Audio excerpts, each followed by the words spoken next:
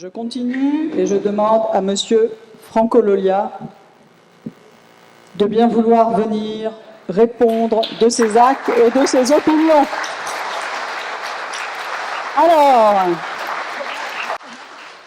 Alors,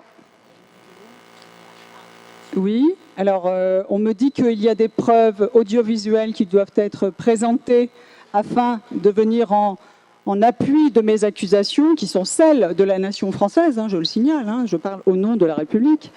Vous êtes membre, peut-être même fondateur, sans doute, de la brigade anti-négrophobie. Alors, déjà, l'appellation, n'est-ce pas, nous hérisse, ça va sans dire. Et alors donc, vous introduisez ce vocabulaire comme ça, par effraction, dans la langue française, dans la quiétude de notre nation. Vous entendez faire reprendre par Mons et par Vos ce genre de propos. Et alors, non content d'être un militant radical de la cause noire, vous êtes communautariste et vous ne comprenez rien à l'art, ce qui est un véritable crime de lèse-majesté en France.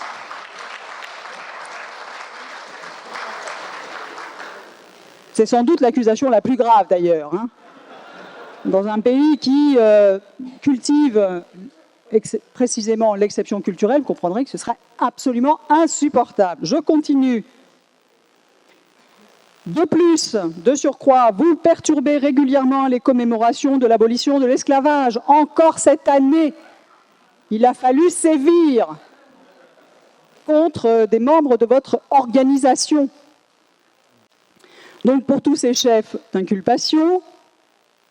Et le greffier nous dit d'envoyer la vidéo dès que ça finira. Très bien. Donc, nous allons voir les preuves et ensuite, vous aurez la parole pour éventuellement parvenir à vous défendre, ce dont je doute. Il y a un deuxième point, Laurent, qui m'a un petit peu plus choqué, là. Vous évoquez à plusieurs reprises la brigade anti-négrophobie, et vous la citez favorablement. Or, le leader de ce mouvement, qui est un ancien proche de Dieudonné, a refusé de dénoncer Kémy Séba, qui est un racialiste, en fait, qui veut inverser le racisme historique, qui fait du racisme à l'envers, si j'ose dire. Il pense que la race noire est supérieure à toutes les autres. Et la brigade anti-négrophobie a également fait des actions en commun avec les indigènes de la République, qui ont expliqué sur leur blog qu'il fallait combattre le philosémitisme d'État. Est-ce que vous pensez que c'est un bon choix? Est-ce que c'est intelligent d'avoir choisi la brigade anti-négrophobie pour illustrer votre propos? Qu'avez-vous à répondre? Il y a beaucoup de chefs d'accusation déjà.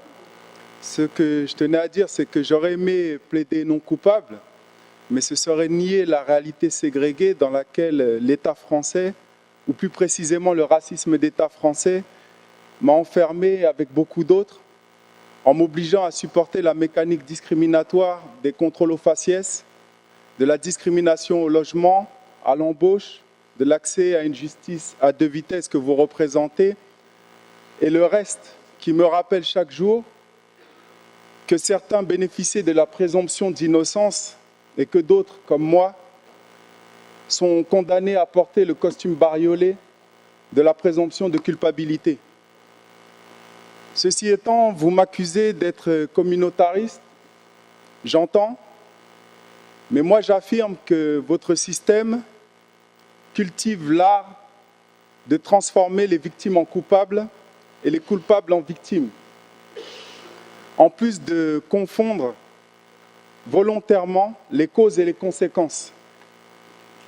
À cela, j'entends dire que si vraiment vous vous attachiez à explorer la vérité, à poser les bonnes questions, si vraiment vous cherchiez les causes de ce que vous appelez improprement communautarisme, je pense que ce ne serait pas moi qui serai à la barre, mais bien l'État français que vous représentez ici. Pour la simple et unique raison que, comme une hémorragie, le communautarisme ne vise pas à être la cause du mal, mais à signifier que quelque chose va profondément mal. Et si l'État français faisait correctement son travail, combattait avec la même ferveur tous les racismes qu'il produit d'ailleurs, nous n'aurions pas à voir le jour. Donc si nous sommes nés, il faut savoir que c'est à cause de l'immaculée conception de l'État français et de ses injustices. Donc voilà concernant l'accusation de communautarisme. Si nous nous rassemblons, c'est parce que l'État français qui prétend défendre les droits de l'homme, défend en l'occurrence les droits de l'homme, mais nous sommes la preuve vivante qu'il défend les droits de l'homme blanc. Puisque le code noir qui a été assumé par votre justice, qui aujourd'hui se permet de me juger,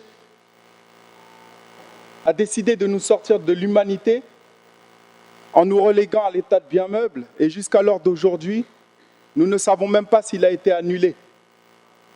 Ce qui remet profondément en cause les fondements de la question de l'égalité entre les Noirs et les Blancs. Concernant la question de ma radicalité supposée en tant que militant, je dirais que si nous sommes radicaux, ce n'est pas pour la cause noire, mais pour défendre la justice véritable.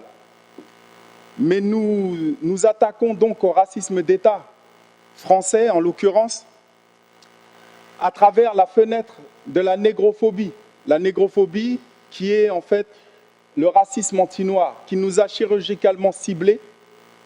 Et c'est à travers ce racisme spécifique que nous avons essayé de comprendre la logique du racisme d'État que nous combattons fermement.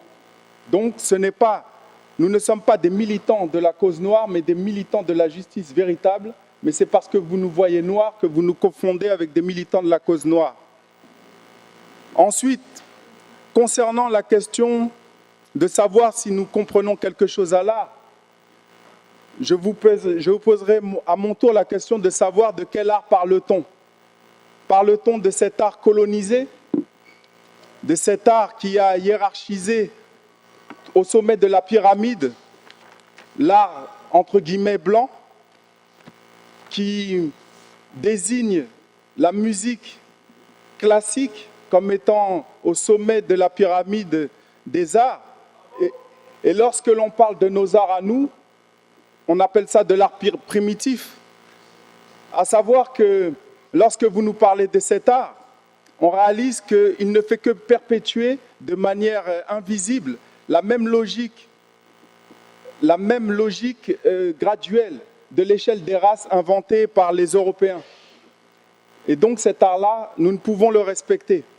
Maintenant, si vous faites allusion à l'affaire qui nous a opposés à Brett Bailey, nous disons que pour nous, le racisme le plus dangereux est le racisme invisible. Le racisme porté par ceux qui se disent antiracistes, mais qui en fait perpétuent inconsciemment ou non la logique raciste et discriminatoire nourrie par le racisme d'État français que nous combattons. En l'occurrence, nous tenons à dire que cet antiracisme qui nous fait du mal pour notre plus grand bien nous rappelle un peu cet esclavage dont les esclavagistes disaient qu'il allait nous conférer une âme. Parce que la logique de ces esclavagistes avait décrété que les Noirs n'avaient pas d'âme. Brett Bailey prétend qu'en nous montrant dans des positions humiliantes, il nous fait du mal pour notre plus grand bien. En cela, nous le comparons à un poison que l'on peut mettre dans la nourriture d'un enfant qui trouvera que cette nourriture a bon goût, mais qui ne comprendra pas pourquoi, au fur et à mesure des jours, il se fragilise jusqu'à trouver la mort. Voilà pourquoi nous avons combattu Brett Bailey et voilà pourquoi nous ne comprenons rien à son art. Et pire encore, nous vous dirons aujourd'hui que nous sommes tristes d'annoncer ici que Brett Bailey est un raciste qui s'ignore et que si vraiment il veut passer de l'autre côté de la frontière, il faut qu'il sache faire avec nous et non sans nous, sinon il fera forcément contre nous. Voilà pour l'affaire Brett Bailey.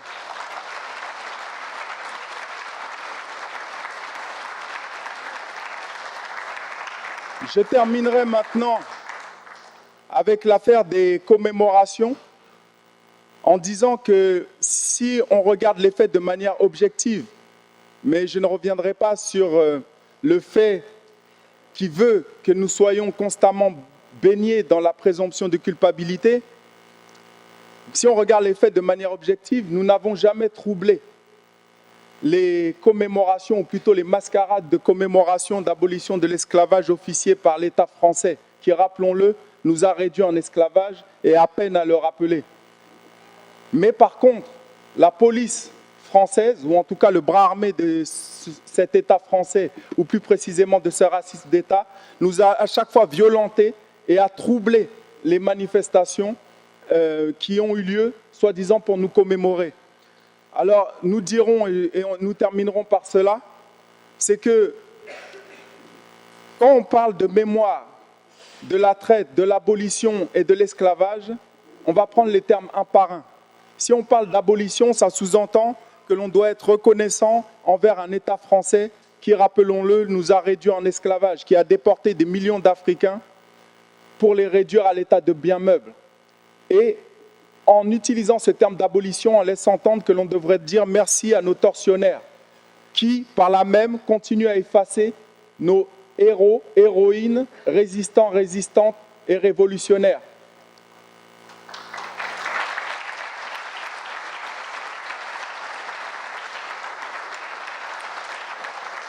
Concernant le mot de traite, Finissez, s'il vous plaît, là. il y a eu beaucoup d'accusations, mais j'ai vraiment Suscitez fini. un peu trop de sympathie à mon goût. Donc, concernant le mot de traite, c'est rappeler qu'il sous-entend l'idée d'un commerce auquel nous, victimes, aurions participé, sans qu'aucune preuve ne soit apportée d'un point de vue systémique. Nous ne parlons pas là d'exception qui confirme la règle. Et nous ne pouvons accepter cela. Concernant le terme d'esclavage, nous tenons à rappeler qu'à aucun moment, il n'est fait état de la couleur des victimes, ni même de la couleur des bourreaux. Ce qui rappelle un peu les tableaux partiels et racistes que nous proposait Brett Bailey, qui ne montrait jamais le visage et les mains des bourreaux qui nous ont mis à terre, qui nous ont piétinés et qui nous ont mis à genoux. Donc, pour finir, j'imagine que vous me demanderez qu'ai-je à dire pour que votre justice puisse me blanchir. Si tant est que ce soit possible.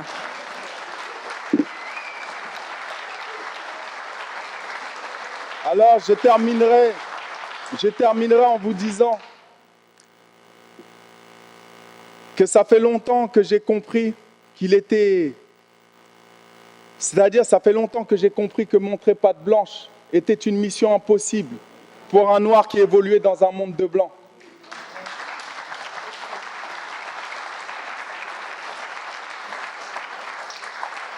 Donc, comme j'imagine déjà la peine qui sera prononcée contre moi, je conclurai en disant ces quelques mots. Le nègre vous emmerde.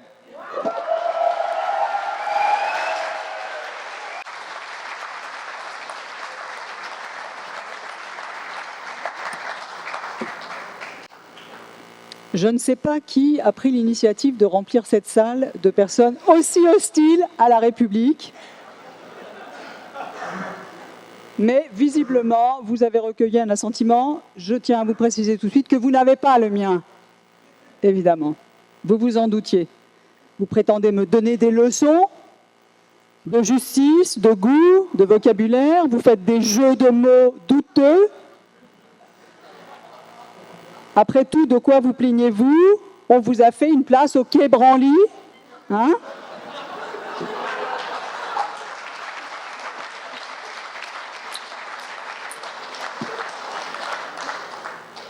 Et j'en connais plus d'un, effectivement, qui sont troublés par votre présence visible. Passons.